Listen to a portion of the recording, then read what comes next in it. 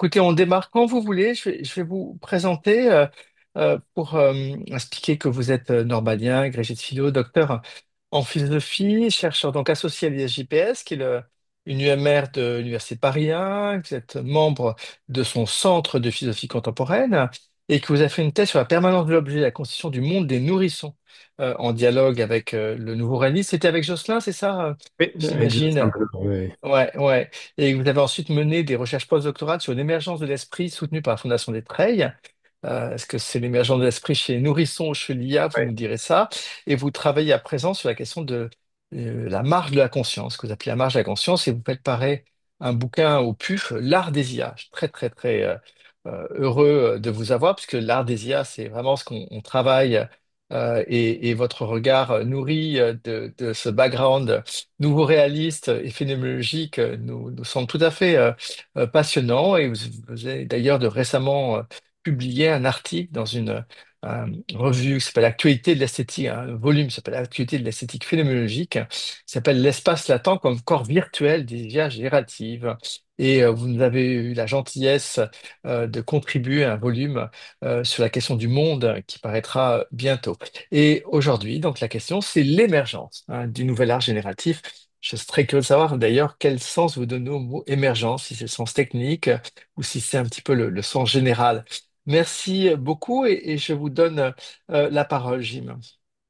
Merci beaucoup, Alexandre, pour cette invitation. Je suis ravi donc de parler dans ce séminaire de ce livre qui sortira donc en septembre, en effet, L'art des IA.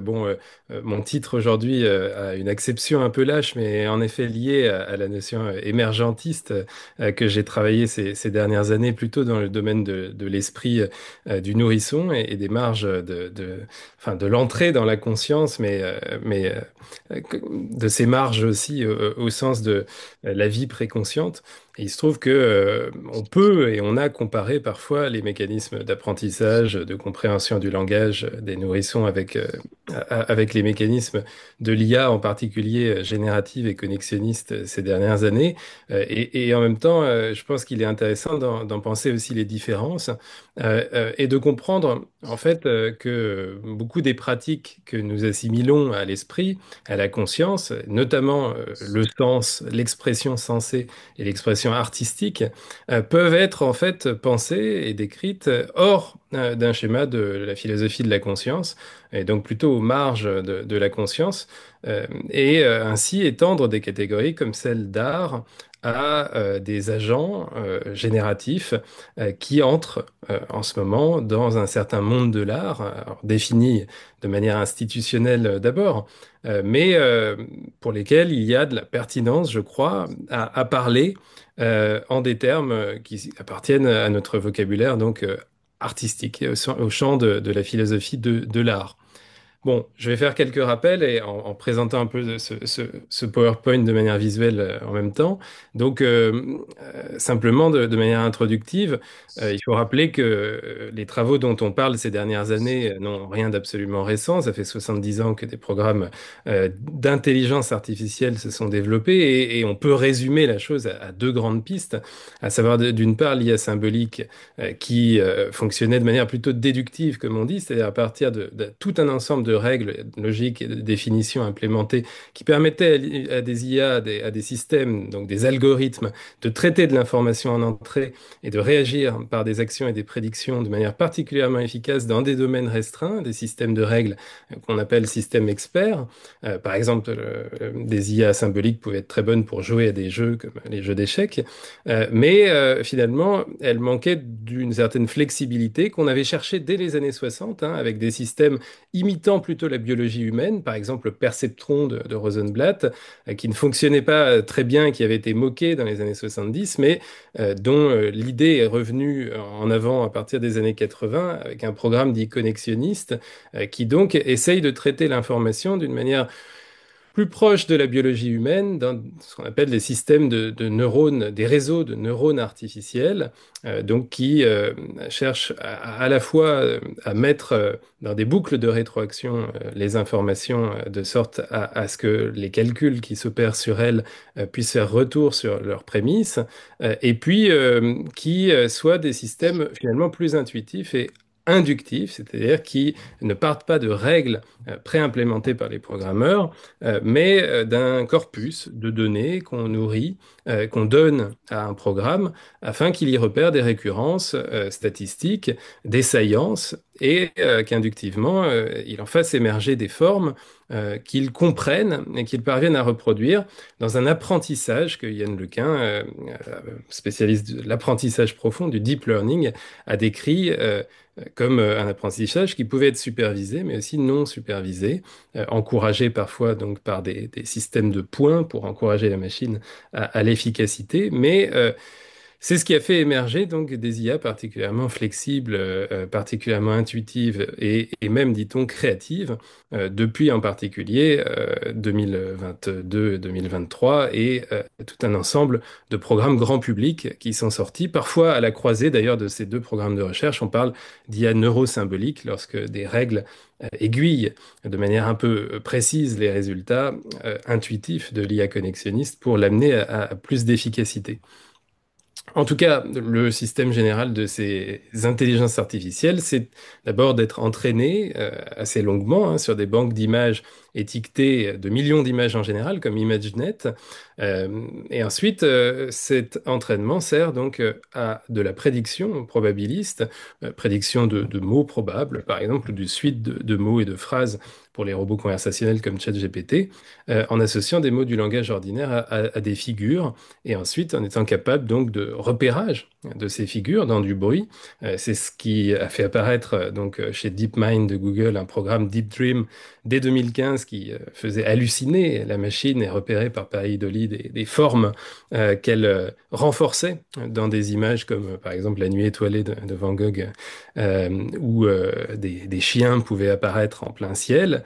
Avec tout un vocabulaire onirique d'ailleurs qui anthropomorphise immédiatement ces machines. Et puis, ce sont des programmes ensuite ont adopté deux méthodes principales, la diffusion, une sorte de dispersion de pixels où l'image bruitée est peu à peu éclaircie, ou bien les GAN, donc des Generative Adversarial Network, des réseaux adversariaux, c'est-à-dire qui s'autocritiquent, hein, avec un producteur de forme et un producteur qui raffine cette forme en allant vers la ressemblance avec des modèles mémorisés. L'important est que techniquement, il ne s'agit pas de simple copie d'un corpus qu'on aurait donné à l'avance à l'IA, mais de génération, c'est-à-dire de nouvelles images.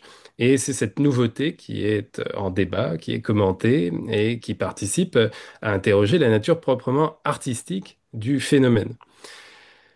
Pour l'instant, de manière encore introductive, hein, je rappelle que c'est un phénomène dont on parle beaucoup pour ChatGPT, mais qui existe aussi bien dans le texte que dans l'image.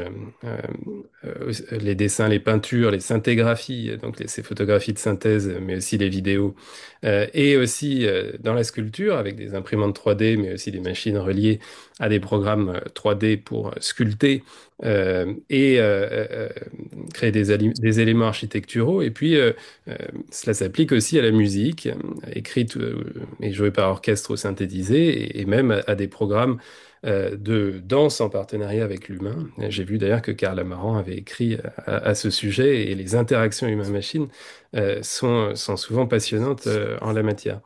Euh, donc il y a plusieurs pratiques qu'on peut distinguer au sein de cet art émergent depuis plusieurs années. D'abord, il y a tout un ensemble de professionnels de l'art, euh, d'abord informaticiens ou d'abord artistes contemporains, qui peuvent écrire eux-mêmes leur code. Et c'est un mouvement qu'on a appelé depuis les années 90 le mouvement des algoristes, les artistes de l'algorithme, ou bien des travaux, disons, d'informaticiens en collaboration avec des e-artistes qui donc développe un art qui peut être, on va en discuter, un art de la relecture de l'histoire de l'art, mais qui entend, disons, développer une créativité qui serait celle de créativité machinique. Quayola, par exemple, à droite de l'image, développe des installations vidéo de caméras filmant la nature et la développant en pointillisme pour peindre la nature par l'œil de l'IA et par le regard d'une machine. Il y a évidemment des algorithmes de ce type qui sont ensuite repris par les acteurs de l'industrie culturelle, avec énormément de débats, et on va en parler, qui sans doute pollue les considérations proprement esthétiques qu'on peut avoir sur ces programmes en les mêlant à de nombreux intérêts culturels et financiers dans le monde du cinéma, de la musique, euh, avec tout un ensemble parfois de promotion ou d'usage caché de l'IA, selon qu'on la mette en avant comme une nouvelle technologie, euh, disons, de pointe, ou cherche à éviter les critiques sur les suppressions de métiers artistiques humains qu'elle impliquerait.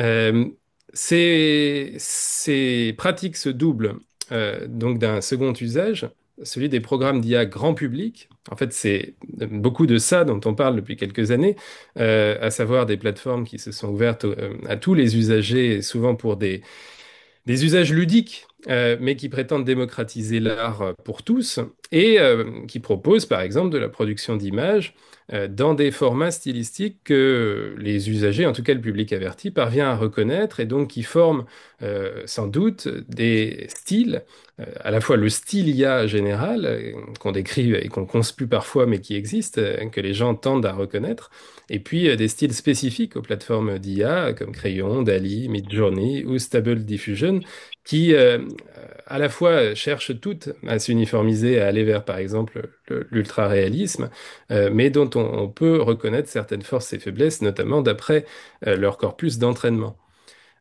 Ces usages donc permettent également toutes sortes de pratiques ludiques du côté de la musique et la génération spontanée de chansons dans n'importe quelle langue sur n'importe quel thème à partir d'un simple prompt, d'extension des tableaux ou de transformation de ces selfies en tableaux, avec beaucoup de jeux sur l'histoire de l'art et l'intertextualité, puisque c'est un des principes de cet art que on va en discuter aussi, que de jouer aux limites de l'originalité et du plagiat.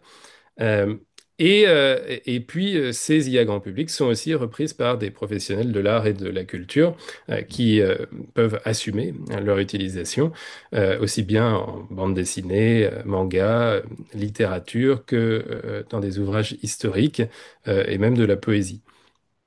Et puis, troisième usage, et qui à chaque fois procède comme une gradation dans la nature proprement artistique de ces IA, non seulement elles sont des outils aux mains des artistes professionnels, mais elles démocratisent l'art pour le grand public, et même elles sont peut-être des IA artistes elles-mêmes, sous une forme robotique. C'est le cas du robot gynoïde AIDA, qui a été développé alors, par des ingénieurs et un galeriste, avec un projet artistique qui n'est pas évidemment tout à fait spontané de la part du robot, mais qu'on présente comme un agent artistique propre, quoiqu'elle peigne et dessine souvent avec des assistants humains. Et puis des formes immatérielles, le programme ACAN, par exemple, développé par Ahmed El-Gamal et ses équipes de Rutgers University, donc qui est un CAN, un Creative Adversarial Network, non pas un GAN, mais il est finalement un programme entraîné sur de nombreux modèles à la fois abstraits et figuratifs de l'histoire de la peinture, euh, avec lesquels il doit entrer en déviation créative. Donc, il est programmé pour avoir une marge de nouveauté à implémenter dans son programme. Et El Gamal, souvent, se présente simplement comme son assistant ou son promoteur, qui le présente dans des foires d'art contemporain, mais affirme que c'est la nature absolument imprévisible de ce programme qui en fait un créateur à part entière dans le monde artistique. Alors donc c'est une question toute simple que je pose ici aujourd'hui et on peut en discuter. L'IA n'est-elle qu'un simple outil pour des créateurs? Y a-t-il un ajout créatif si on parle d'une démocratisation de l'art pour les usagers ordinaires, même sans talent artistique? Et l'IA peut-elle être considérée comme créatrice et artiste elle-même sous une forme robotique ou algorithmique? Alors, ce qu'il faut constater toujours en introduction, c'est que, il y a en tout cas une artificialisation en cours sur les marchés, avec de grandes salles aux enchères qui ont vendu déjà des toiles comme le portrait d'Edmond Bellamy à gauche chez Christie's, qui était donc une toile d'un collectif de jeunes gens sortis d'écoles de commerce et d'ingénieurs qui ont finalement vu leur réputation exploser suite à une vente chez Christie's en 2018 qui a beaucoup marché et qui a mis en avant aussi ce mouvement de l'art génératif, quoi qu'on leur ait reproché d'occulter toute une tradition dont on va parler qui était largement antérieure à leur œuvre, mais finalement la promotion d'un certain courant dans l'histoire de l'art fait aussi partie du métier artistique. Les grandes figures que sont Picasso, Warhol ou Dali en témoignent au XXe siècle. Et donc, ils ont été les figures de proue sur le marché, en tout cas, d'une certaine créativité de cet e-art nouveau. Et puis, à droite, j'ai mis la fameuse vente donc du portrait réalisé par le robot dont je parlais tout à l'heure, Aïda. Qui s'appelle AI God, le dieu de l'IA, un portrait d'Alan Turing, réalisé donc par ce robot génoïde et qui lui aussi a défrayé la chronique par ses prix. Bon, qu'on peut commenter comme des spéculations propres à un marché de l'art contemporain assez dérégulé, mais qui indique aussi un intérêt des collectionneurs pour un effet de nouveauté, peut-être d'originalité, peut-être aussi certains plaisirs esthétiques sincères, qui sait, derrière ces travaux qui, en tout cas, indiquent, disons, une entrée dans le monde de l'art. Bon, l'artification est en cours aussi dans les musées et les salles d'exposition avec un intérêt croissant du public pour ce genre d'événements qui réunissent donc les artistes émergents de cette scène de l'IA. Et c'est également dans les institutions, notamment des études d'art, une préoccupation certaine que de préparer désormais un avenir où l'IA serait partout dans les pratiques artistiques à venir, aussi bien dans la préparation d'un travail artistique, le travail pré-pictural, que dans la réalisation elle-même et dans la promotion des œuvres des jeunes artistes.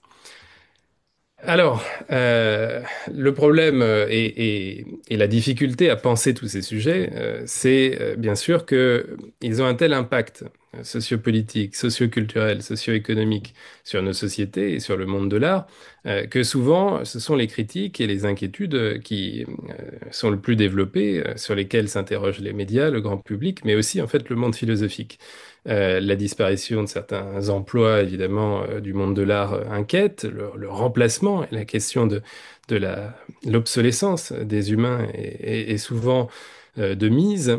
Et on s'inquiète aussi beaucoup, et à juste titre, toutes ces critiques sont très légitimes, de l'impact énergétique et donc écologique de ces IA, euh, de tout ce qu'elles peuvent cacher, des compagnies qui les diffusent à la manière d'un art washing pour finalement occulter leurs pratiques souvent de surveillance, d'usage militaire, euh, de biopouvoir, qui sont moralement ou politiquement coupables et qui finalement engagent parfois des artistes jusqu'à leur proposer, comme OpenAI, des résidences d'artistes pour s'attacher finalement à une sorte de prestige culturel qui cacherait des réalités plus sombres.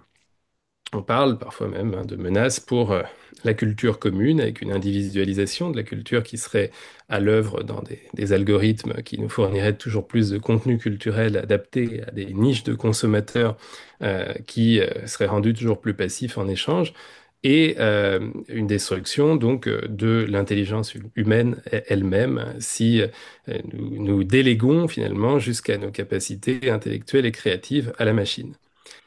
Bon, ce qu'il faut dire face à ces inquiétudes dont je ne vais pas beaucoup traiter aujourd'hui, c'est d'abord que beaucoup de pratiques artistiques et culturelles ont déjà servi des projets politiques hein, à travers les siècles, depuis le prestige de l'Église et des puissants, des monarques absolus, des totalitarismes, jusqu'à des courants artistiques récents de l'art contemporain, comme l'expressionnisme abstrait qui était soutenu par la CIA durant la guerre froide pour une forme d'impérialisme culturel américain.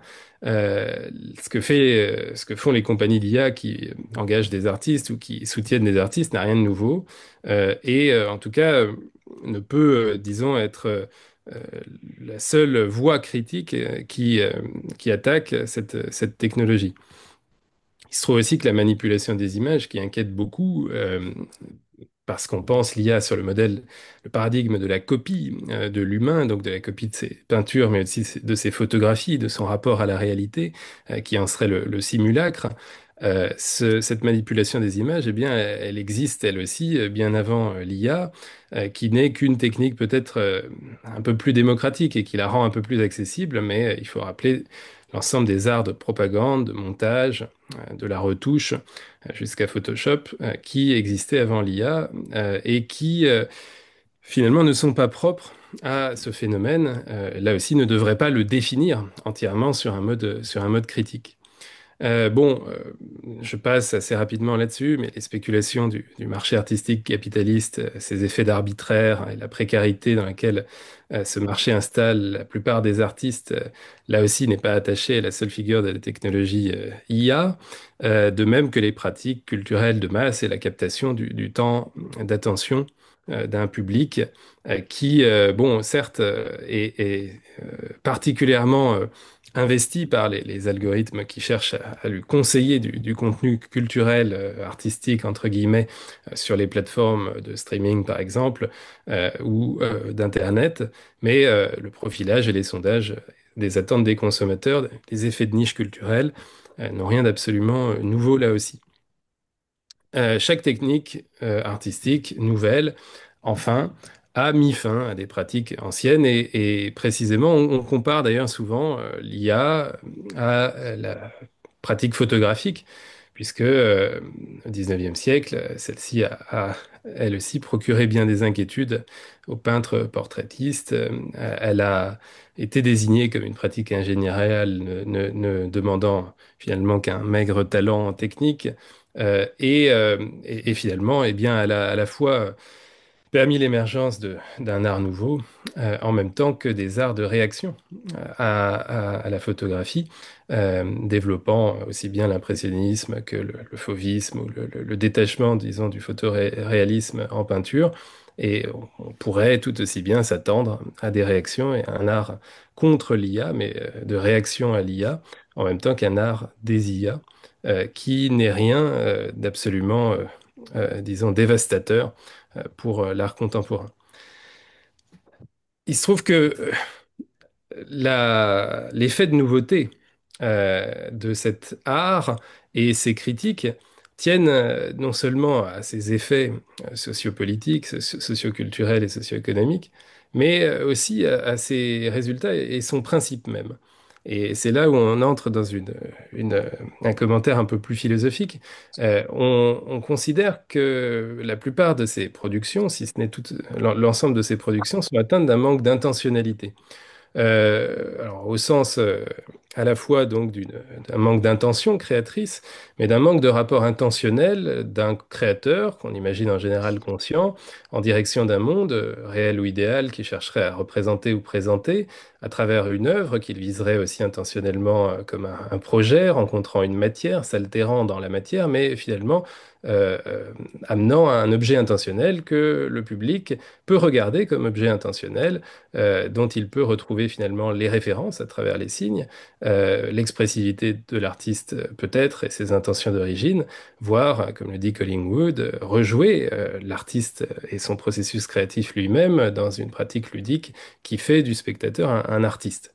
Eh bien, il manquerait ça à l'IA à partir du moment où elle n'est qu'un algorithme, et nous aurions donc un manque d'originalité, de style, puisqu'il ne s'agirait que de reproduction d'œuvres humaines en patchwork, d'un simple plagiat. C'est ainsi que Noam Chomsky critique ChatGPT et une partie des IA dont les artistes cherchent à se protéger, mais en considérant finalement qu'ils appartiennent, ces IA, ces programmes, à, disons, la reproduction de leur propre production culturelle, de leur propre création, disons, et non à une génération, le terme mérite commentaire, qui appartiendrait à une création véritable. Ce manque d'intentionnalité, disons-le tout de suite, il est relativement discutable du côté du public, puisque en fait, si il y a de nombreux biais de préférence anthropocentrés dans la plupart des expériences de psychologie qui ont été faites jusqu'à présent, lorsqu'on confronte des spectateurs à des œuvres générées par IA, eh bien, du moment que le spectateur ignore qu'il est face à une œuvre d'IA, il est capable de l'apprécier, euh, parfois même en comparaison d'une œuvre humaine, davantage.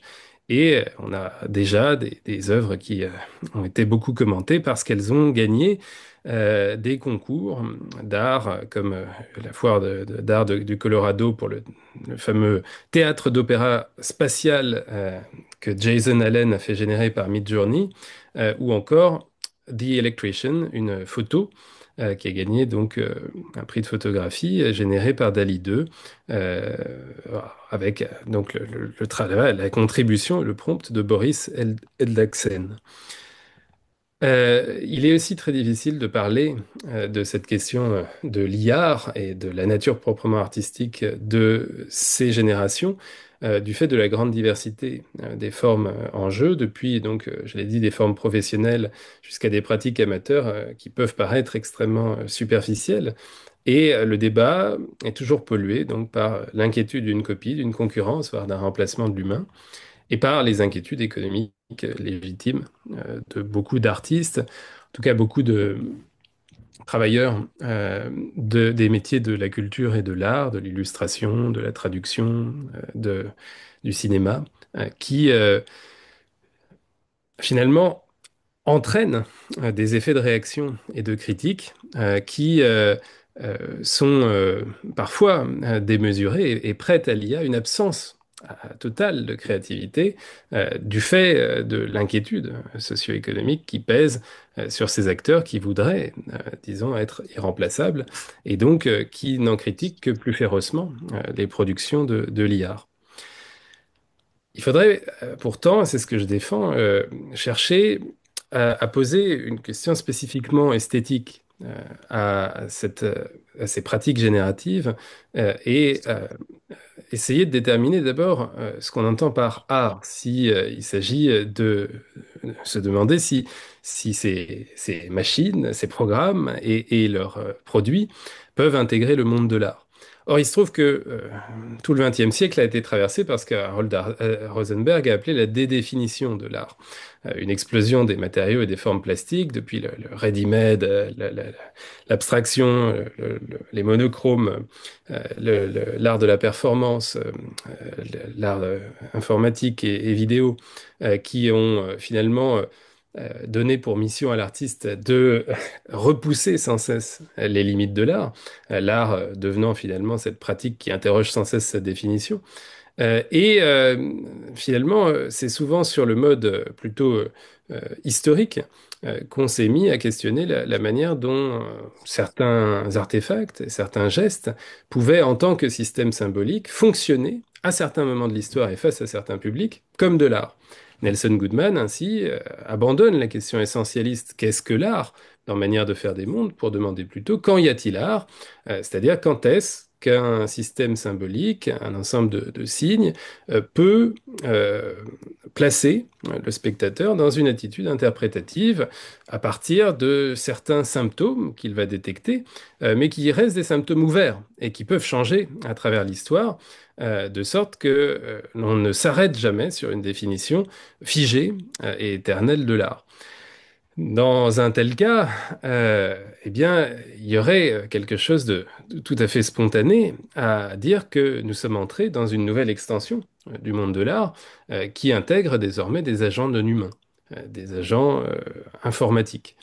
Mais la difficulté, donc, est de savoir qui exactement peut en décider.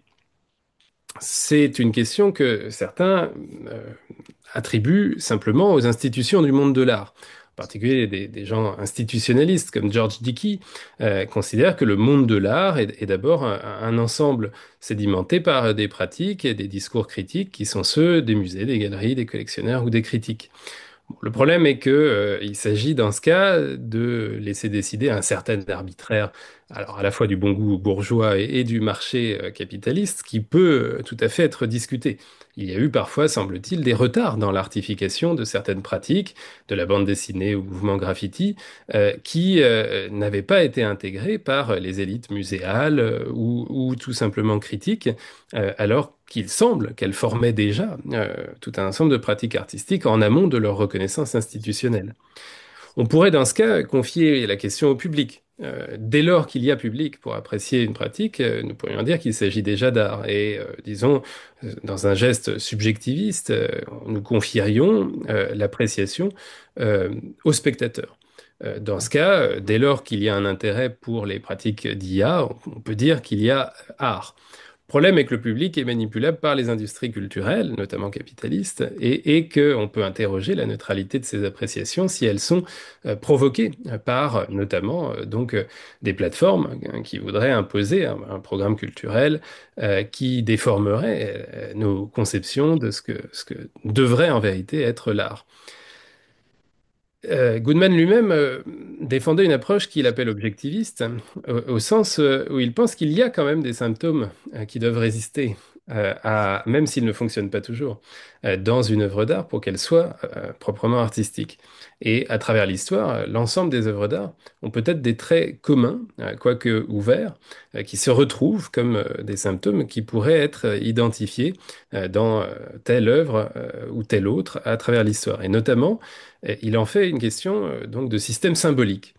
Goodman étant d'abord inspiré par une approche sémiotique, son but est d'analyser ce qui fait, ce qui rend possible le fonctionnement artistique d'un ensemble de signes. Et il note que c'est souvent la richesse des modes de référence. C'est-à-dire qu'une œuvre artistique est à la fois dénotationnelle, elle renvoie vers des motifs du monde réel de manière directe, mais elle est aussi expressive selon des modalités métaphoriques. Et elle est exemplificatoire, c'est-à-dire qu'elle renvoie aussi à des matériaux réels qui sont montrés de façon sensible, matérielle, dans l'œuvre en tant qu'échantillon de couleurs, de matériaux picturaux. Cette richesse des modes de référence implique une densité à la fois syntaxique et sémantique des œuvres d'art, c'est-à-dire que tout fait signe et qu'il y a de nombreux sens à interpréter dans chaque nuance de signe, d'où une ambiguïté interprétative qui oblige le spectateur donc à être en activité d'interprétation, même face à un objet trouvé dont il se demanderait pourquoi il nous est montré et ce qu'on peut détecter en lui de symbolique. On attend finalement toujours des révélations devant un objet ou une performance artistique, parce que cette mise en activité finit par dérailler le regard ordinaire que nous portons sur le monde pour finalement nous le faire apercevoir dans des dimensions qui passent inaperçues dans la perception ordinaire. C'est là où on peut se demander si l'IA ne manque pas de ces révélations, de cette ambiguïté interprétative, s'il ne nous présente pas des images qui seraient trop transparentes, trop plates, certains ont pu dire trop kitsch, parce que finalement elles ne seraient que la ressucée de certaines images d'Épinal, des modèles que nous avons donnés dans ces banques d'entraînement aux IA, qui ne seraient pas capables finalement de s'écarter de la perception la plus ordinaire et la plus banale du monde et qui ne nous révélerait rien de nouveau, donc n'aurait pas de regard proprement artistique sur euh, le monde. Je pose donc finalement ces questions au terme de l'introduction un peu longue. J'espère que, disons, c'est clair pour tout le monde, mais ce sont des questions que vous devez vous poser bien souvent dans ce séminaire. La question proprement esthétique de savoir si l'IA peut être réduite à un simple calcul symbolique des incarnés, de reproduisant finalement sur un mode de calcul logique de possible des signes qui deviennent abstraits à force d'être traités statistiquement et qui n'auraient rien de nouveau, rien de sensible non plus, puisqu'il ne serait que donc la formulation computationnelle d'un art appauvri et réduit au statut de données d'entraînement. Et puis, un ensemble de questions historiques que je voulais poser aujourd'hui, en particulier dans cette intervention. Est-ce que vraiment tout cela est nouveau? Quand on parle d'émergence d'un art nouveau, d'un art génératif, n'a-t-on pas tort finalement de ne pas le voir et l'intégrer dans une longue histoire de l'art numérique qui a travaillé de longue date les hybridations humain-machine, l'automaticité et l'ensemble des supports d'ailleurs informatiques qui sont aujourd'hui ceux de l'IAR. Y a-t-il vraiment ce que Grégory Chatonsky appelle une imagination artificielle qui serait spécifique à l'IA ou n'est-elle finalement que l'extension d'un ensemble de traitements informatiques du sensible qui est l'extension d'un programme lui-même computationnaliste d'imitation de l'intelligence humaine par la machine? Et dernière question, mérite-t-elle cette IA, dans ce cas, les critiques qu'on lui fait, en particulier cette critique de l'incapacité à la nouveauté? Et est-ce une question de droit? Est-ce qu'en droit, l'IA est incapable de nouveauté par nature, ou bien simplement de fait, notamment dans la multiplicité des pratiques qui effectivement ne sont peut-être pas tout à fait nouvelles? Alors, euh, je vais développer tout cela en 5 points si j'ai le temps. Tout passe très vite. Mais l'idée est d'aborder d'abord ces manques de l'IA et ce qu'on peut répondre aux critiques sans, disons, faire de l'IA l'équivalent d'un artiste humain, mais en essayant de penser ces modes artistiques non pas sur le mode du manque, mais de la spécificité. On verra ensuite la nouveauté de l'IA par rapport à la tradition de l'art numérique et le fait qu'il y a sans doute émergence de quelque chose de tout à fait nouveau dans le phénomène de l'IA. On parlera ensuite des médiums de l'IA qui sont en cours d'invention, qui peut-être sont amenés à se développer encore dans les années et les décennies à venir, mais qui ont déjà des modalités sensibles tout à fait intéressantes et stimulantes. Je vais essayer de mettre en avant aussi la nécessité d'un dispositif de distanciation pour tenter de sortir du paradigme de la copie qui souvent inquiète et réussir à voir l'IA comme de l'IA. Il y a quelque chose comme finalement un guidage du public qui est nécessaire face à des images, des textes ou des musiques IA pour qu'ils en perçoivent la véritable nature artificielle et finalement le mode intentionnel propre est réellement intéressant. Bon, et puis on terminera peut-être par quelques considérations sur l'avenir des artistes humains euh, qui souvent est questionné face à cet art émergent, même si il ne s'agit pas de faire des pronostics ou quoi que ce soit vis-à-vis donc d'un domaine aussi complexe que celui du monde de l'art.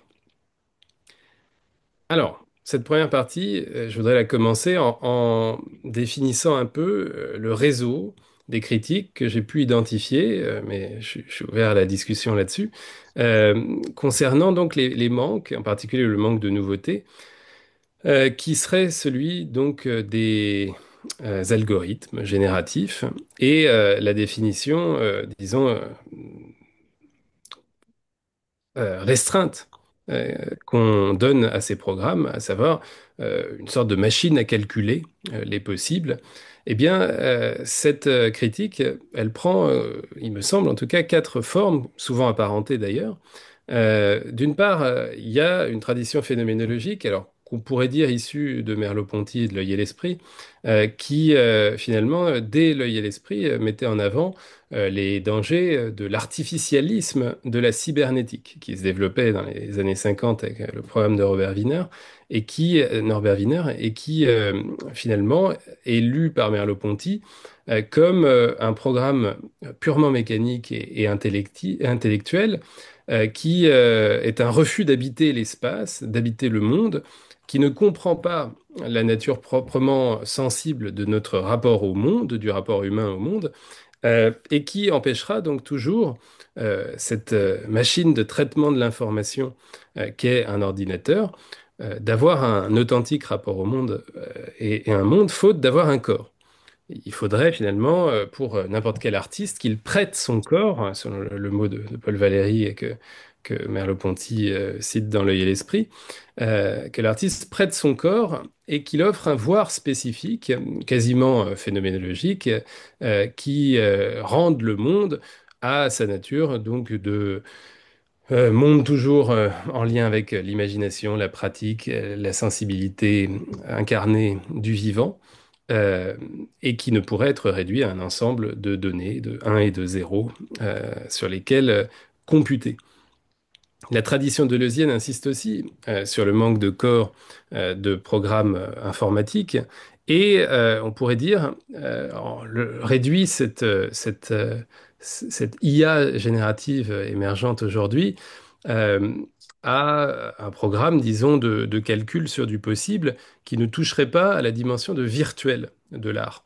L'art évoluerait, l'artiste évoluerait dans le virtuel, c'est-à-dire ce que Deleuze définit dans Différence et répétition comme la dimension réelle de ce qui entoure l'actuel et par rapport à quoi toute actualisation se définit. Le projet d'un artiste, finalement, n'est jamais prédéfini à l'avance, mais euh, une idée peut très vite se confronter à la matière, à un contexte socio-historique où elle se réalise et être réorientée dans un horizon de virtualisation. En fait, ce que fait l'artiste pour Deleuze, dans les cours sur la peinture, il le définit ainsi, c'est d'abord un travail pré-pictural d'exploration incarnée du réel, et puis finalement une réinvention du voir par ce qui va être sa signature propre, à savoir un diagramme, une manière donc de réinventer la vision au risque de la catastrophe, dit Deleuze, qui n'a rien à voir, disons, avec des opérations de calcul sur un possible déjà là. Il y aurait toujours une dimension de nouveauté qui serait due à la capacité particulièrement prégnante de l'artiste à la virtualisation. Bon, cette critique a souvent euh, une parenté avec la technocritique de Bernard Stiegler, qui dénonce sur un plan un peu plus politique, disons, la précarisation et la prolétarisation à la fois de l'artiste et de son public, de la sensibilité humaine dans ce qui finalement s'apparente à une réduction de nos imaginaires et d'une perte d'invention singulière propre à la subjectivité humaine dans des programmes, disons, dont l'objectivité serait mise au service d'une idéologie monopolistique capitaliste. Et puis, il y a une critique, disons, de tradition davantage anglo-saxonne, issue de John Searle, qui, dans un horizon assez différent, met aussi en avant l'intentionnalité.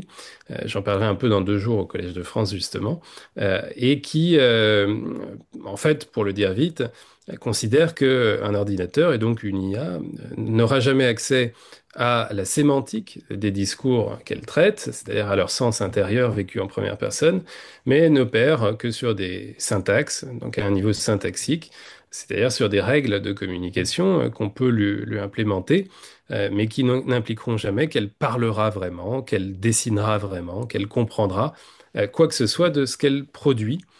D'où une incapacité à comprendre là où elle est ratée, là où elle est cliché, là où elle est répétitive. Donc, voilà, j'ai illustré la question qui souvent peut se ramener à cette idée, là aussi chez Searle, hein, que le sens est lié à notre biologie, à notre cerveau, c'est ce que dit John Searle, et donc qu'il y aurait une impossibilité de principe à ce qu'un programme manquant d'incarnation, de matérialité, de sensible, ait accès au sens proprement artistique, au-delà donc de l'ensemble des signes qu'elle manie. D'où le fait qu'on critique souvent ces images sans virtualité comme un ensemble de clichés. Hein, Deleuze dit aussi dans ses cours sur la peinture que l'art est d'abord la lutte contre les clichés, que l'artiste n'est pas face à une page blanche, mais face à une page pleine de clichés, hein, qu'il doit évacuer un à un pour proprement réinventer la vision. Au contraire, donc, l'IA ne ferait que reproduire l'ensemble des images d'Épinal de ce qu'on lui donne en nourriture dans sa banque d'entraînement. Ces critiques se retrouvent notamment dans un livre récent d'Éric Sadin, La vie spectrale, où celui-ci affirme que l'IA manie des signes dépourvus de sens, hein, sans intention ni signification, parce qu'elle aurait rompu le lien intrinsèque que l'art, selon lui, entretient toujours avec le monde. Alors, c'est difficile de traiter l'ensemble de ces manques qui sont liés donc à ce défaut d'incarnation et d'intentionnalité qu'on prête à l'IA. Mais j'ai essayé d'en récapituler certains ici.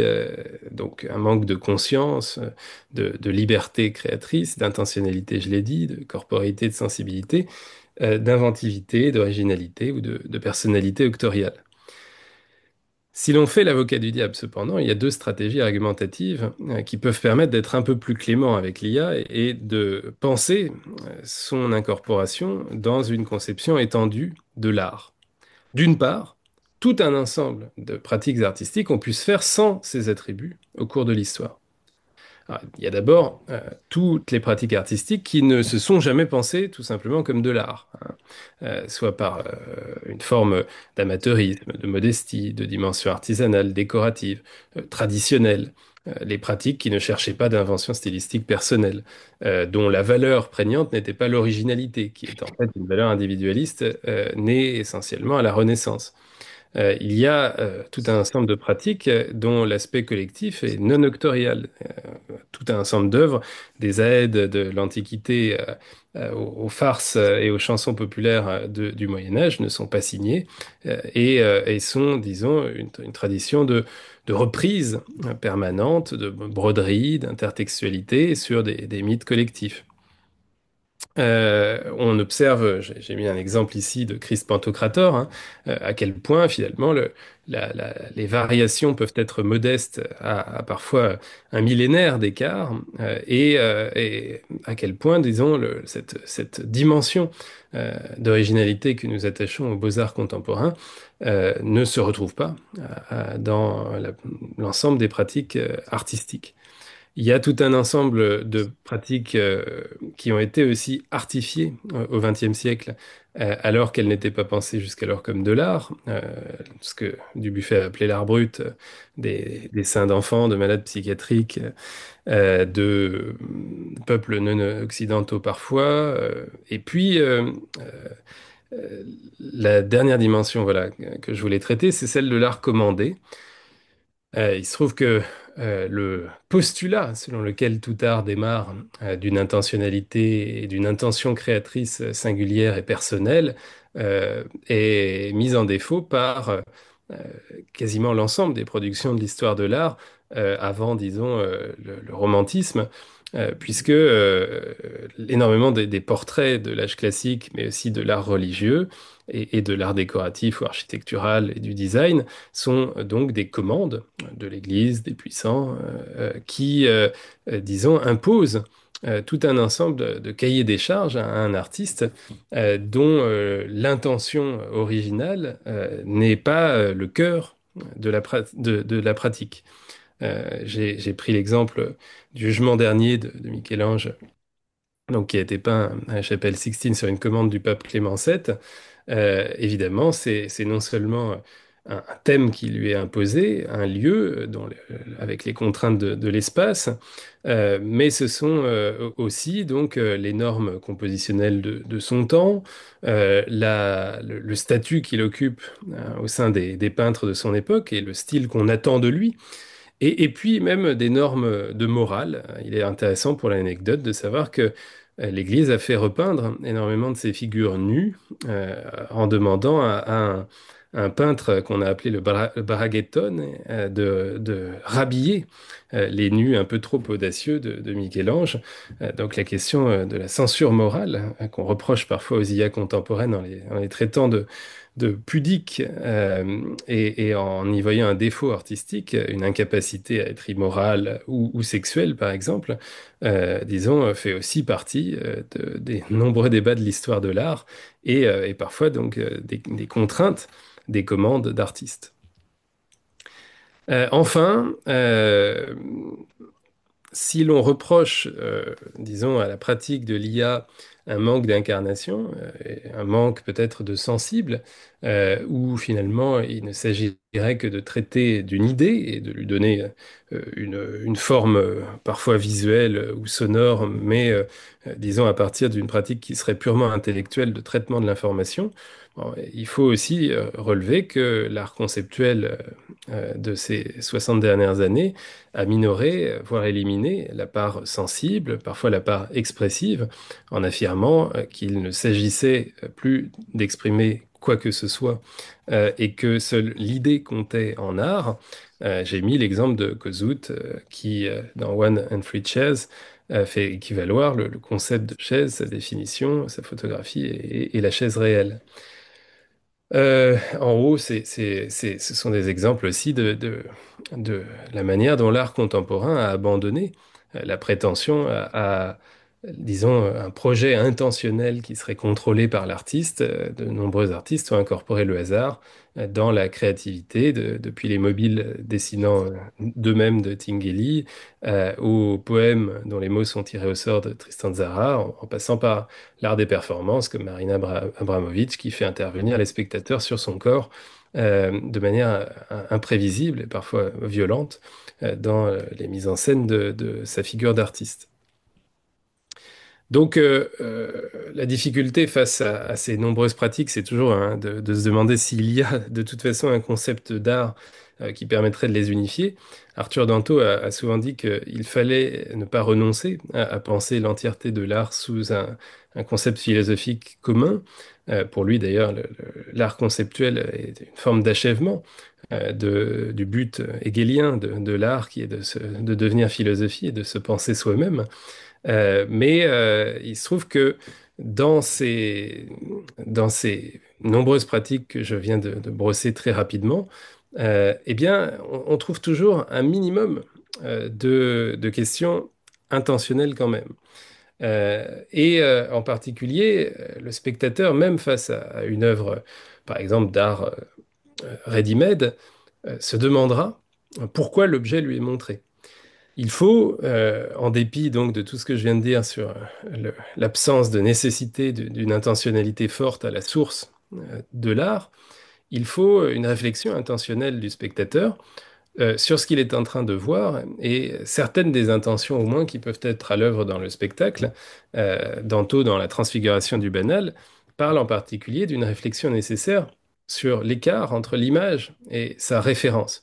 Par exemple, entre l'appel que montre Marcel Duchamp et ce à quoi l'appel peut renvoyer, notamment d'après un titre en prévision du bras cassé, qui peut évoquer, disons, tout un ensemble tout un champ imaginaire, tout un ensemble d'histoires. Évidemment, on peut imaginer que c'est une pelle à déneiger qui empêchera de se casser le bras en tombant dans la neige ou qui servira d'appui si l'on s'est cassé le bras ou que sais-je encore. Enfin, là, ce sont les interprétations les plus banales, mais Danto dit qu'il y a toujours une réflexion, même dans le cas des objets trouvés, sur ce qu'il appelle la semi-opacité d'une œuvre d'art, à savoir le fait qu'elle doit toujours nous mener vers autre chose que l'objet qui est montré, vers une sorte de référence qui en même temps n'est jamais complètement claire. N'est jamais complètement clair parce qu'il ne s'agit pas d'un message purement informatif. L'art demande toujours de s'interroger sur les intentions ou, disons, la visée intentionnelle et sa nature trouble pour réussir à trouver du plaisir, disons, à interpréter ce que nous avons face à nous. Alors la question qui se pose, c'est donc est-ce que un spectacle produit par un algorithme peut mettre le spectateur dans un état interprétatif de la sorte s'il sait de toute façon que le spectacle n'a pas été produit par quoi que ce soit qui serait quelque chose comme une intentionnalité source, une intention d'artiste. Évidemment, il peut s'interroger sur ceux qui ont utilisé l'IA, mais sur l'intention de l'IA elle-même, il semble qu'il soit impossible de s'interroger. Alors, euh, c'est là où on peut se demander si, justement, il y a quelque chose de restrictif qui empêche l'IA d'être pleinement un agent artistique et qui la limiterait à un pur calcul logique dans l'idéalité statistique, hein, qui n'aurait pas les dimensions sensibles qui font l'art. Alors, ici, j'essaye aussi de me faire, en quelque sorte, l'avocat du diable.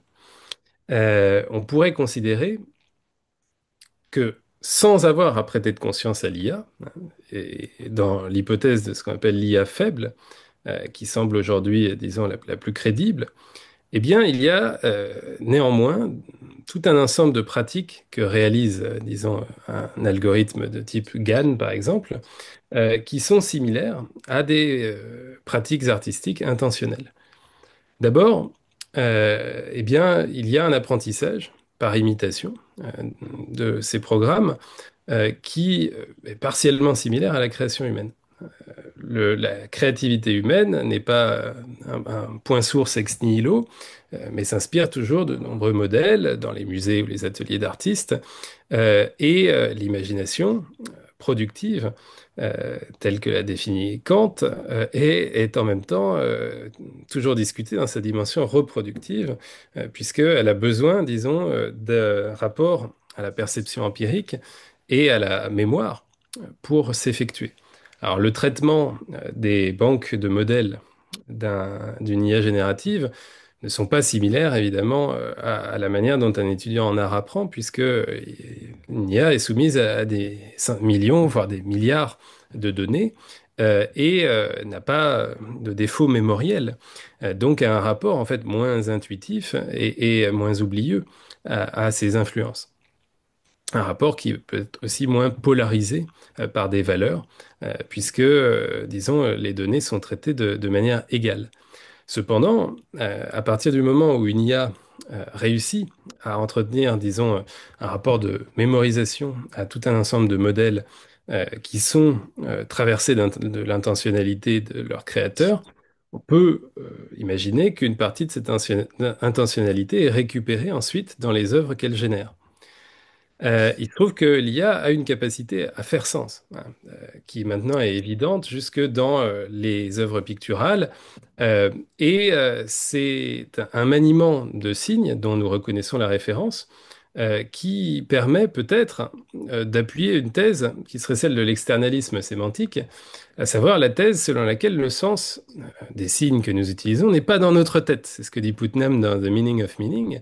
Le sens finalement des mots, par exemple, que nous utilisons, ou des signes picturaux, serait davantage dans le rapport qu'ils entretiennent aux objets réels auxquels ils réfèrent, et dans la manière dont la communauté des locuteurs ou des agents symboliques les utilise.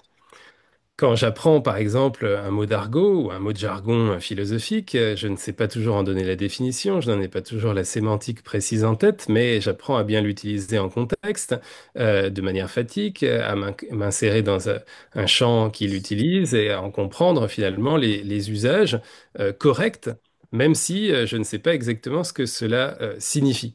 Eh bien, on peut dire que l'IA a aussi un rapport, disons, d'ordre pratique d'abord, à un ensemble de signes qu'elle apprend à utiliser correctement en contexte, et qui suffisent, disons, à reconnaître ce qu'elle dessine. Ah, alors j'ai un problème de... Voilà, pour revenir à l'image que je montrais, mais on pourra en discuter, hein. Il semble que si, disons, nous sommes capables de reconnaître tout à fait un modèle à la Rembrandt dans le projet The Next Rembrandt, qui a scanné donc l'ensemble des œuvres de Rembrandt pour produire un nouveau Rembrandt en 2016, ou si nous sommes capables aujourd'hui, plus encore, de reconnaître dans une génération faite par la collaboration de Dali et de ChatGPT un visage hurlant, une génération que j'ai demandé récemment à ChatGPT en lui demandant un exemple de cri. euh, qui ne s'inspire pas directement d'un artiste ou d'un autre, même si ça peut rappeler tout un ensemble de figurations contemporaines.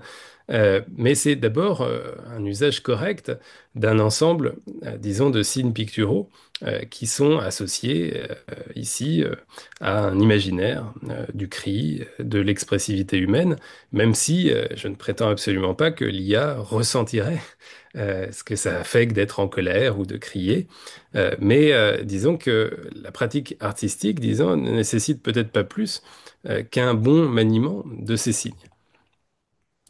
Et puis, il se trouve que, puisqu'on parle d'intentionnalité, il y a, à mon sens, le moyen de défendre l'existence dans les images, dans le résultat de l'IA, tout un ensemble d'intentionnalités médiées. En fait, l'intentionnalité que nous reconnaissons dans telle ou telle image, bon, c'est d'abord celle des modèles de la banque d'entraînement, mais aussi celle de l'usager, qui va demander à l'IA de lui peindre, là une photographie de guitariste cubaine, là l'ennui de l'enfance. Et ce qui est intéressant, c'est qu'il ne s'agit pas de rapporter l'entièreté de l'intentionnalité à l'intention de l'usager, parce qu'en fait, cette intention, elle n'est pas prédéfinie par avance, le plus souvent.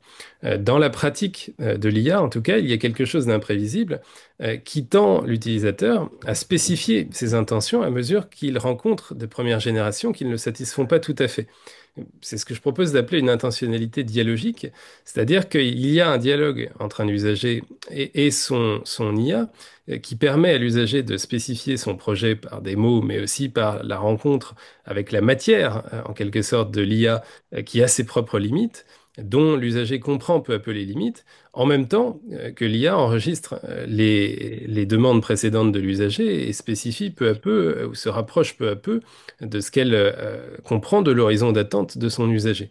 Donc c'est finalement dans la discussion et tout un processus de prompting, hein.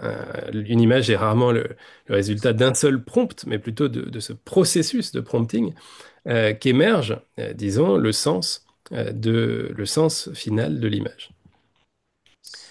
Euh, on peut y voir quelque chose comme une imagination artificielle, ce que dans le livre j'essaye de définir comme imagénération, qui tiendrait d'une créativité alors qui peut être associative, comme l'est l'imagination reproductive humaine.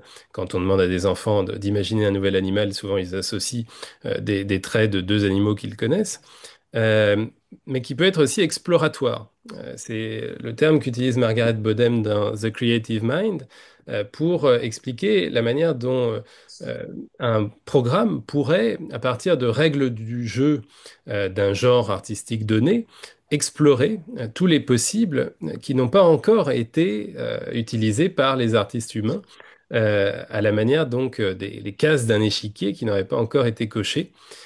Et même si cela entraîne beaucoup des pratiques de l'e-art vers une forme de banalité, parce qu'il est rare de tomber sur une case qui n'a pas déjà été explorée par l'humain, eh bien, en théorie, ça n'est pas absolument impossible, étant donné donc que l'IA raisonne sur un système de règles qu'il peut comprendre intuitivement à mesure qu'on lui donne des exemples des œuvres humaines d'un genre ou d'un autre qu'on essaye de lui faire comprendre.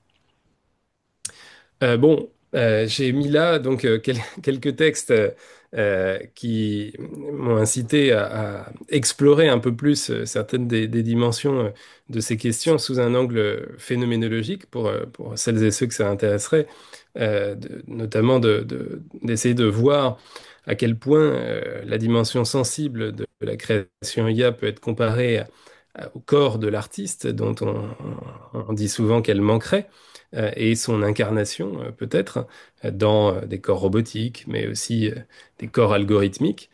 Euh, mais bon, on aura peut-être l'occasion de discuter de tout ça un peu plus en détail tout à l'heure. Je voudrais passer à un deuxième temps, mais vous m'indiquerez hein, où j'en suis au niveau du temps et le temps qui reste pour notre discussion ensuite.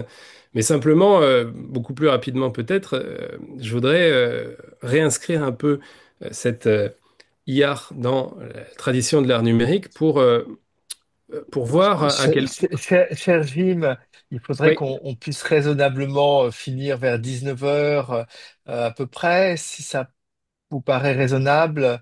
Euh, oui. Sinon Alors, 19h15, quoi, plus tard, voyez. ouais, en effet. Moi, je suis passionné, mais c'est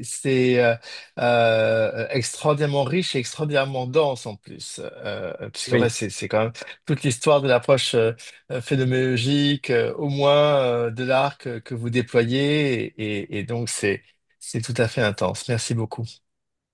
Alors, si vous voulez, on peut tout simplement déjà discuter de tout ça, hein. Sinon, je peux simplement essayer de suggérer quelques-unes des idées clés, au moins du rapport à l'art Oui, numérique. prenez 10 minutes, un quart d'heure, il n'y a aucun souci, hein. D'accord. Bon, alors simplement, ce sur quoi je voulais, mais je vais passer assez vite là-dessus, insister, c'est que il y a une tradition d'art numérique qui, depuis, disons, l'après-guerre et le développement de l'informatique, est déjà tombée sur beaucoup des difficultés que rencontre aujourd'hui l'e-art. Donc, d'une part, les travaux sur l'automatisme de chercheurs qui étaient à la croisée des mathématiques, de l'ingénierie et de l'art contemporain dans les années 50-60, disons, ont travaillé sur l'automatisme informatique avec des formes, celle de Ben Lapowski, proche du minimalisme géométrique, ou de l'abstraction géométrique en France avec la franco-hongroise Vera Molnar et de formation donc de formes géométriques en même temps que de déformation, un peu à la Francis Bacon chez Charles Xuri, à partir de courbes sinusoïdales, disons, qui déformaient des portraits, et qui ont déjà intéressé, par exemple, le MoMA, hein, dès la fin des années 50, le tournant des années 50-60. C'est une tradition qui a rencontré la question du plagiat, et notamment les travaux de Michael Knoll, qui était ingénieur chez Bell et qui a gagné un prix en 65 de Computers and Automation en montrant donc des productions de formes géométriques qui ressemblaient aux compositions de Pietro Mondrian et que les spectateurs attribuaient à Mondrian, ou qu'ils préféraient parfois à Mondrian, tout en pensant que c'était du Mondrian. L'art numérique a aussi rencontré déjà la question de la collaboration avec l'industrie culturelle. Quelqu'un comme John Whitney, qui travaillait chez IBM, qui était proche de Duchamp, de Rodchenko, de l'art contemporain, a aussi travaillé avec le cinéma d'Hitchcock, par exemple, dans des mouvements inspirés de la psychologie de la forme. Et il y a déjà eu, dès les débuts de l'art numérique, un questionnement sur la nature artistique de cette technologie, puisque Kenneth Knowlton, par exemple, était ingénieur et lui, chez Bell, considérait un peu comme une blague les premières, disons, déformations de portraits humains qu'il créait par ordinateur, jusqu'à ce que Rauschenberg le remarque, le présente au New York Times, et que ça devienne finalement quelque chose comme une pratique artistique.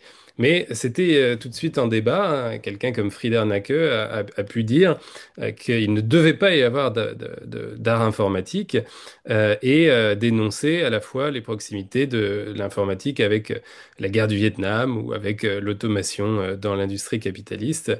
Là aussi, les liens avec la technologie et l'industrie se posent depuis longtemps.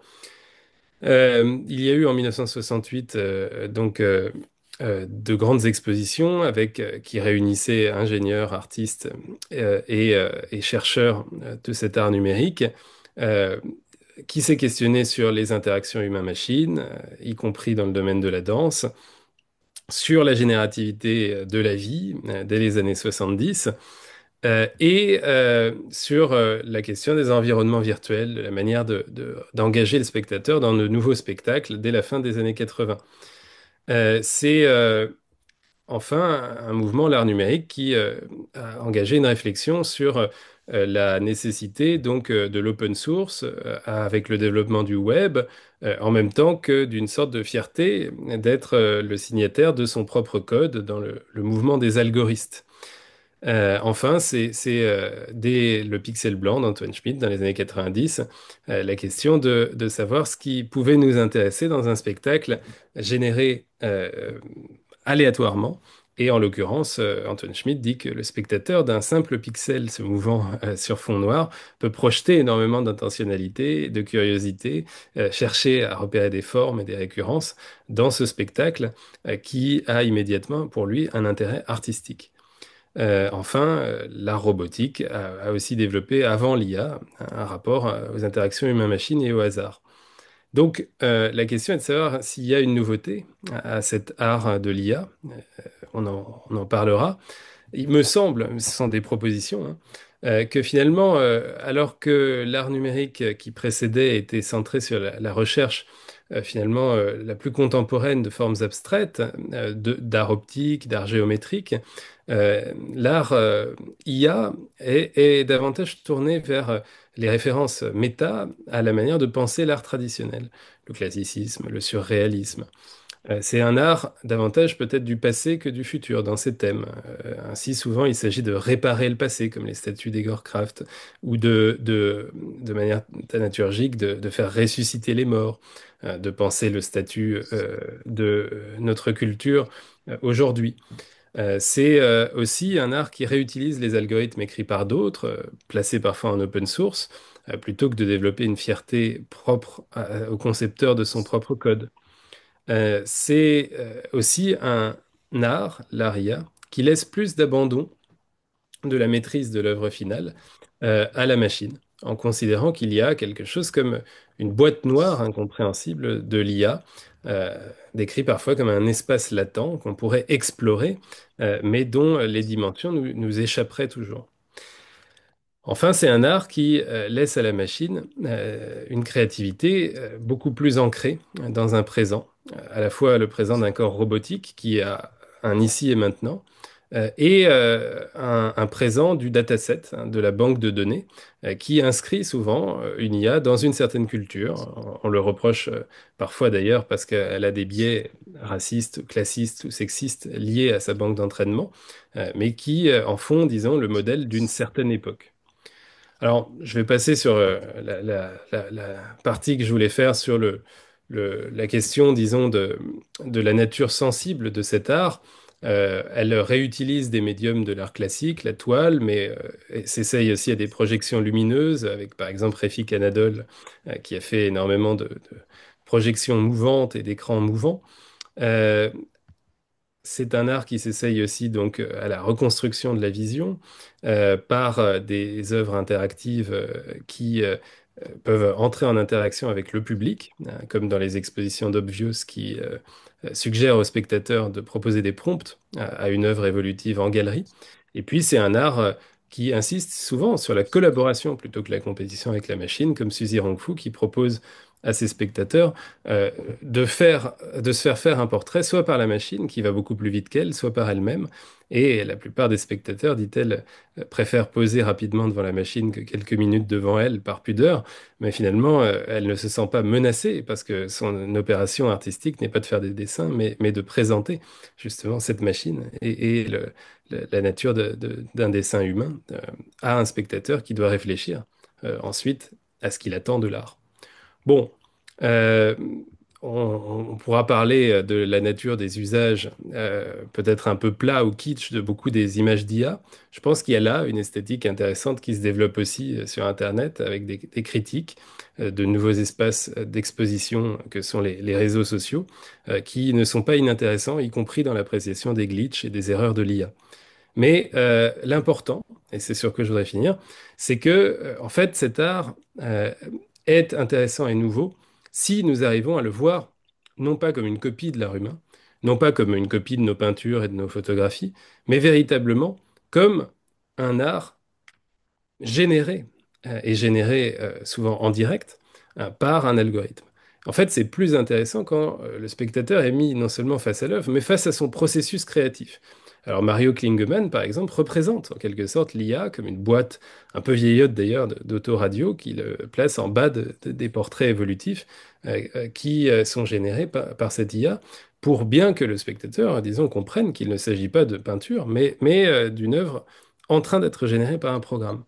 Si nous sortons d'un paradigme de la copie qui serait celui donc de la peur constante de se voir remplacé par des machines qui font la même chose que nous, si nous arrivons à regarder les images d'IA comme des images artificielles, alors elles révèlent beaucoup de choses sur les imaginaires sociaux que nous lui avons donnés en modèle d'entraînement. Elles révèlent par exemple nos biais racistes que met en avant Ito Steyerl. Elle permet aussi, c'est le projet de Lev Manovitch, de faire apercevoir la manière dont l'humain photographie les villes du monde, se photographie en tant que touriste dans tout un ensemble de villes, sans en avoir conscience, mais avec, disons, des statistiques qui nous font apparaître et nous révèlent des dimensions de notre monde d'image. L'IA est en fait liée à l'ensemble des représentations sociales que nous formons du monde. Son monde, c'est le monde de nos images.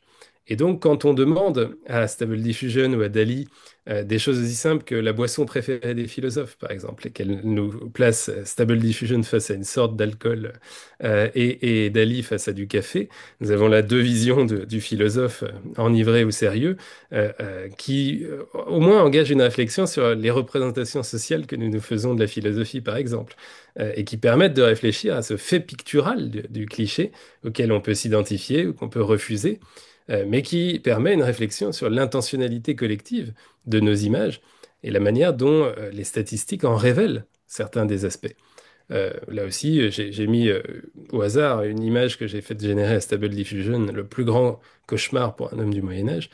Pourquoi y a-t-il ce chevalier, en quelque sorte, revenant de croisade face à un roi nu? C'est très difficile à interpréter, mais ça plonge le spectateur, à mon avis, dans un ensemble de pistes interprétatives plus intéressantes s'il sait que c'est une peinture générative qui renvoie à un ensemble de représentations sociales de ce que sont les peintures, de ce qu'est le Moyen Âge, plutôt que simplement à une œuvre humaine. Donc, j'incite dans le livre à essayer de créer des dispositifs de distanciation face à ces images pour que nous puissions les voir comme des re-représentations, des représentations de nos représentations. Par exemple, ce portrait de Sartre et Beauvoir, hein, qui n'a jamais eu lieu, n'est pas vraiment un faux pour moi. En tout cas, personne de sensé ne peut y voir un portrait de Sartre et Beauvoir, mais c'est une représentation assez intéressante du couple tel que se le figure une IA contemporaine quand je demande le couple Sartre et Beauvoir à l'IA parce qu'elle va traduire quelque chose que justement Sartre et Beauvoir ont peut-être cherché à déconstruire, euh, un certain schéma affectif qui est en même temps représentatif de notre vision contemporaine de l'amour. Bon, ce sont des concepts que je propose dans le livre, mais je pense de même que beaucoup de gens ne sont plus leurrés par les masques, les, les, les visages de deepfake qui nous sont montrés par IA, mais prennent un plaisir à y voir justement un jeu de masques presque carnavalesque. Ce sont des citations de visages que nous regardons. Nous les regardons parfois par le plaisir du décalage, parfois par le plaisir de faire revivre des gens qui sont morts, parfois simplement donc par le plaisir de la caricature, mais ce sont des citations de visages. On pourrait imaginer d'ailleurs des documentaires qui utilisent le visage des personnes réelles dont on fait le biopic, par exemple, et il ne s'agirait pas de tromper le spectateur, mais de lui faire apprécier ce masque qu'on fait porter par l'IA générative à un personnage, plutôt que d'engager, par exemple, un acteur à la mode qui nous distrairait du récit. En l'occurrence, c'est un biopic d'Einstein que je me plaisais à imaginer. Enfin, je pense que c'est la même chose pour les musiques, mais on en parlera peut-être un peu. Prenons plaisir, non pas à nous faire duper par ces citations vocales que sont maintenant les musiques génératives, mais au contraire des plaisirs à bien comprendre qu'il ne s'agit pas des chanteurs en question, qui parfois sont morts, qui parfois n'auraient jamais chanté ça, mais dont nous écoutons le timbre en quelque sorte à neuf par un plaisir du décalage, du déplacement de la voix. Euh, Encore une fois, si nous savons que nous sommes face à une musique d'IA. Bon, je propose de m'arrêter là parce que ces questions de l'avenir pour les artistes sont un peu moins essentielles pour moi, mais à mon avis, il y a tout un ensemble de réactions très intéressantes aussi de la part des artistes qui veulent participer à ce nouvel art génératif ou bien résister, s'opposer à lui. Mais en tout cas, je pense il y a là l'émergence de quelque chose qui a à la fois un potentiel créatif imprévisible, qui a des collaborations intentionnelles et sensibles avec l'humain, qui est un peu différent de la tradition de l'art numérique jusqu'à présent, et qui est amené, si on n'est pas dupé par ces images, ces textes et ces sons, mais qu'on en jouit par des dispositifs de distanciation, à nous offrir de nouveaux plaisirs esthétiques. Voilà. Je m'arrête là et désolé si j'ai été un peu long. Merci. Non, non, c'était vraiment, vraiment passionnant. Ça s'insère vraiment très, très extraordinairement bien en écho et en avant parce que vous pensez vraiment très, très loin. Et vous savez que dans le programme Culturia, on a déjà publié sur IA et Art plusieurs livres, des numéros de revue. On a toute cette exposition, le catalogue de Pompidou, tout ça.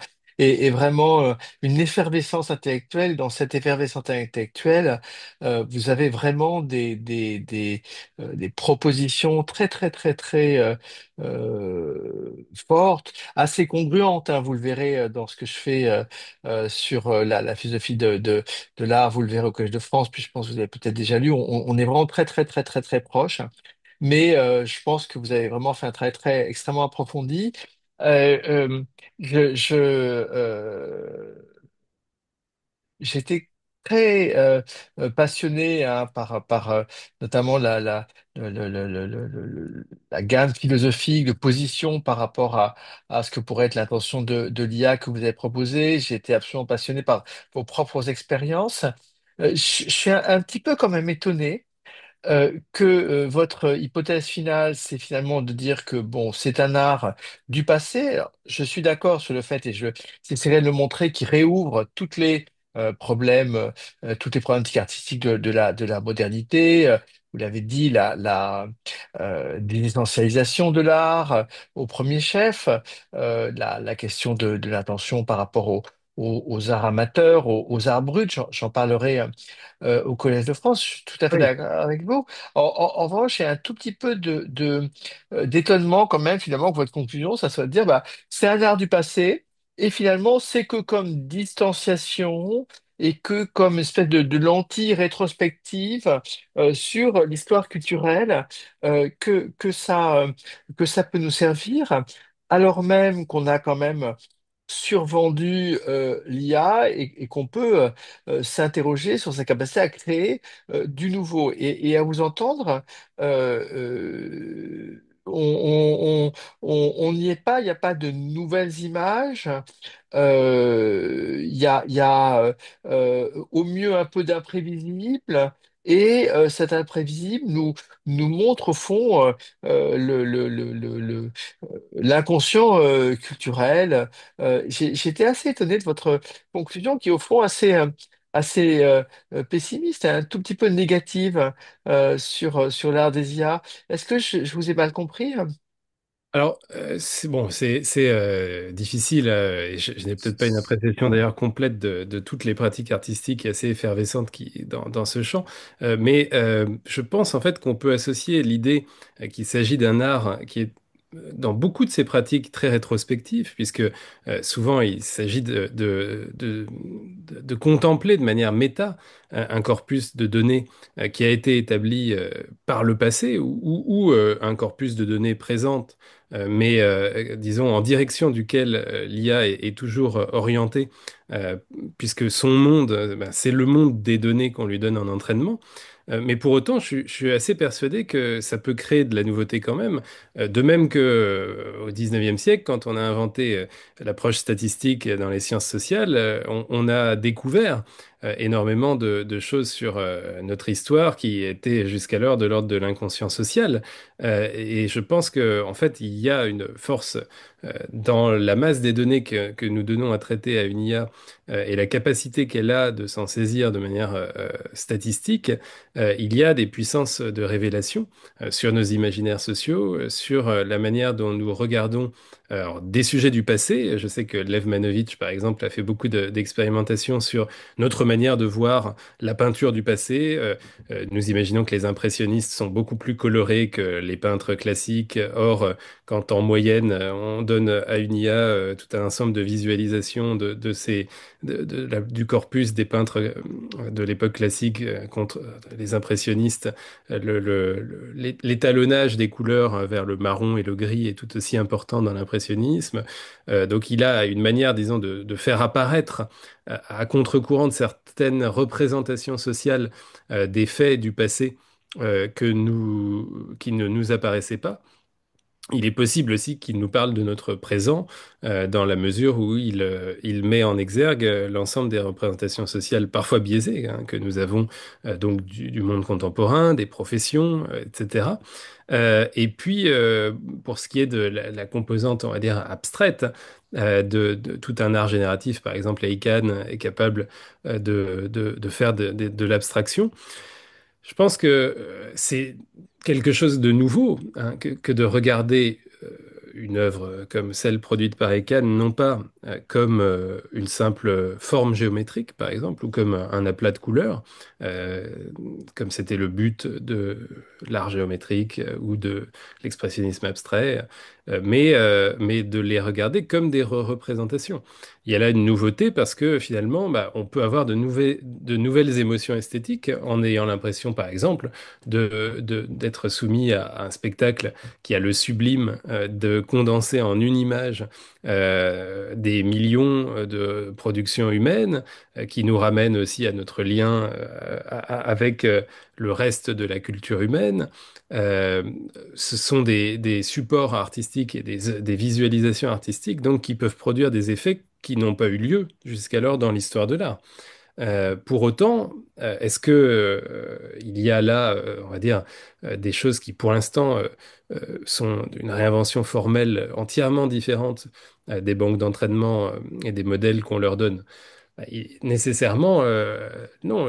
Enfin, il y a une forme de parenté très grande avec ce qui existe déjà de la culture humaine, mais de même que l'humain ne réinvente pas tous les jours ses genres, ses pratiques, ses formes textuelles ou visuelles. Disons que, mais Margaret Boden parlait contrastait la créativité exploratoire avec une créativité transformationnelle, disons qui réinventerait entièrement les règles d'un jeu. Euh, je connais moins, disons, d'expérimentations en IA qui semblent réinventer entièrement les règles du jeu.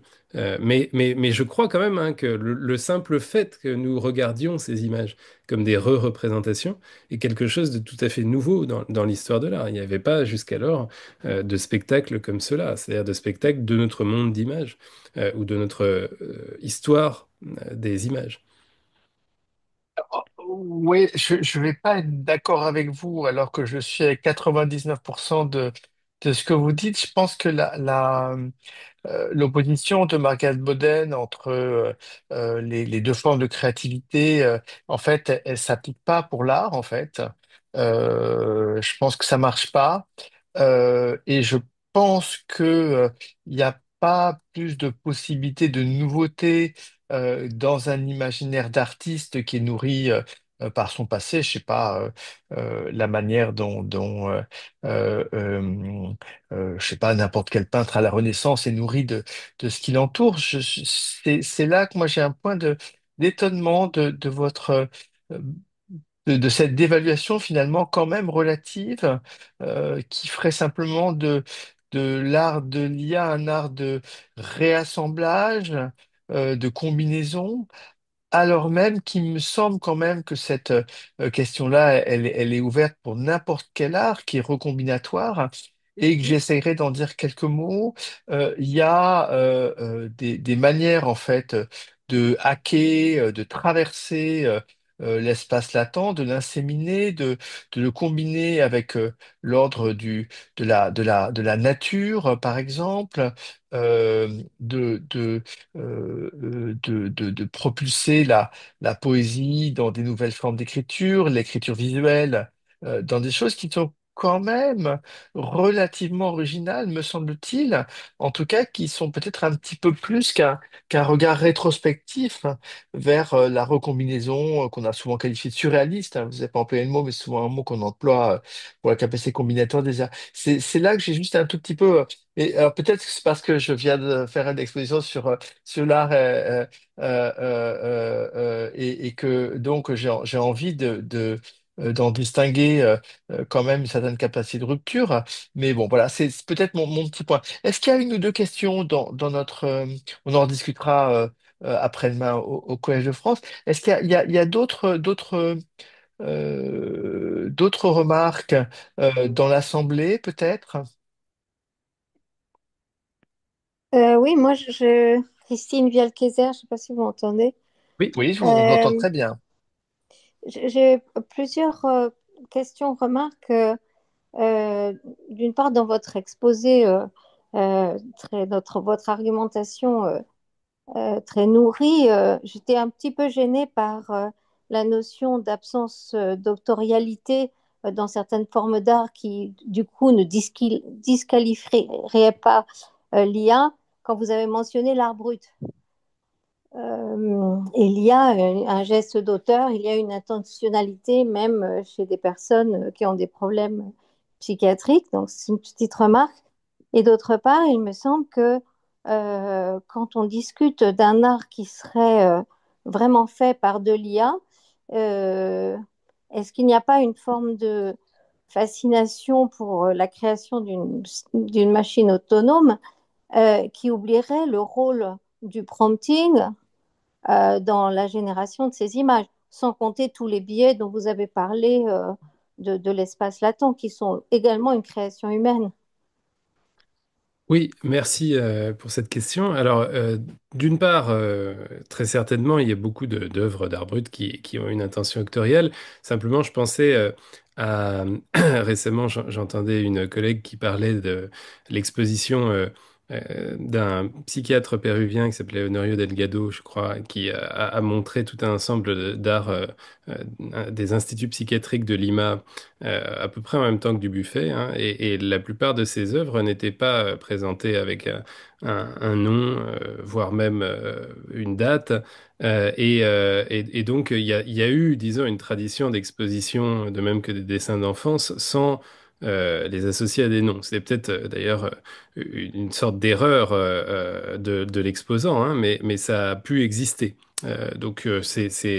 Après, que ce soit discutable et que ce ne soit pas le fait des artistes eux-mêmes, je l'entendrais bien. Euh, pour ce qui est de la fascination pour la créativité de l'IA qui effacerait le promptiste, oui, disons que le gros de l'effort que j'ai essayé de faire, c'est de demander justement s'il y avait un ajout propre de créativité de la part de l'IA. Le fait que des artistes utilisent via des prompts, donc via des demandes l'IA comme un outil créatif, me semble assez acquis. Et donc, après, j'ai essayé de me demander si justement l'IA elle-même apportait quelque chose, en fait, de créatif dans la démarche. Mais c'est vrai que pour l'instant, on n'a pas d'agent créateur qui fonctionne tout à fait indépendamment d'une commande humaine, hein, bien entendu. On pourrait imaginer par ailleurs que de la même manière que les humains sont motivés à créer par des inclinations qui peuvent être d'origine aussi sociale, biologique et commandée, on programme une IA à de la génération automatique sur un site internet, par exemple, et que ensuite on ne lui commande plus rien et qu'elle crée par écart avec ses modèles précédents ou avec ses générations précédentes. Et expose ses œuvres en ligne à des spectateurs qui viendraient voir son site sans plus rien lui demander. C'est une option, mais évidemment, je suis d'accord avec l'idée que la plupart des œuvres d'art génératif aujourd'hui sont en grande partie rapportables à l'intention d'un artiste qui utilise l'IA et dont le prompt, dont le projet artistique est la source intentionnelle principale, on va dire, de ce qu'on regarde. Je ne sais pas si ça vous répond. Oui, oui, oui. Moi, j'irais même plus loin enfin, je suis assez d'accord avec votre conclusion, en fait, sur le fait que s'il s'agit d'une sorte de mise en image, d'une sorte de, de création collective historique, et forcément historique, puisque le futur de l'art n'est pas encore dans la base de données dont l'IA se sert. Euh, mais, mais que même les modalités de création de l'espace latent sont écrites par des programmateurs et la capacité de l'IA générative à dépasser les modèles qu'on a pu lui donner, c'est également une création humaine. Il n'y a pas de machine qui échappe totalement à son auteur, il me semble, jusqu'à présent. Et enfin, je m'interroge sur la fascination que l'existence d'une sorte de conscience de l'IA euh, euh, euh, crée chez certains penseurs. Oui. Moi, ça ne me fascine pas du tout, mais Non, je pense par ailleurs qu'on peut concevoir énormément de pratiques, par exemple artistiques, sans conscience. C'est précisément là où il y a quelque chose d'intéressant qui se joue dans le phénomène actuel de l'IA, à mon avis. C'est que je ne prétends pas justement que l'IA soit en quelque manière consciente ou qu'elle vive de l'intérieur le sens de ce qu'elle produit, et pour autant, ce qu'elle produit a un sens artistique. Mais bon, après, d'ailleurs, je ne suis pas entièrement convaincu non plus qu'il n'y ait pas de nouveauté pour l'art hein, en la matière, ce dont on discutait juste avant avec Alexandre. Et pour lui répondre aussi, je ne pense pas que ça soit dévaluatif de dire que beaucoup des pratiques de l'art se rapportent à notre histoire de l'art, à notre histoire des images. Il ne s'agit pas du tout de le dévaluer, puisque l'art humain s'inscrit aussi dans un rapport intertextuel avec toute sa tradition. Rien n'est créé ex nihilo dans l'art humain comme dans l'art IA, à mon avis. Merci. Merci beaucoup.